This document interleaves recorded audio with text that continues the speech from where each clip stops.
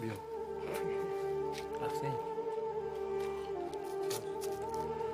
بگذرم چون از جهان یادم کنید، در کجای گفته فریادم کنید.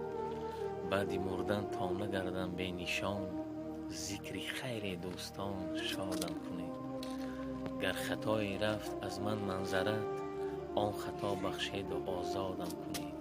یاران و برادران مرا یاد کنید، تابوتی مرا زی چوبی شمشاد کنید. تابوتی مرا قدم قدم بردارید، در خاک سیاه مانید و فریاد کنید. از درخت افتد برگ زیر پا شود، حیفی عمری آدمین تا می رود کم می شود. حیفی عمری آدمین اول بهار آخر خزان، حیفک نامی عزیزم از جهان گم می شود. دانه گندم بیفتید در زمین نان می شود، تلخی جام کندنم از مال مردم می شود. ای برادر تو بیا از مال مردم توبه کن، که مال مردم در قیامت مار و کژدم می شود. حقی مردم خور هرگز تو مشو، جاهل و بیار هرگز تو مشو.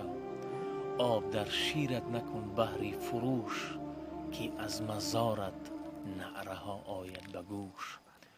ای خواجه بدی نکن که عمر در گذر است، یک عصر چوبینی عمر آن یک نظر است. گر عیش و طرب کنی و غافل باشی، هوش دار که به قبر بالینت تر است. در آدمی بی وفا کسی میر نشد، از مردن آدمین زمین سیر نشد. کس نیست سخن برد بر استاد اجل، مردن که حق است ولی جهان پیر نشد. ای خواجه بدی نکن که عمر در گذر است، زیرا مرگ من معلوم اما مردنم معلوم نیست.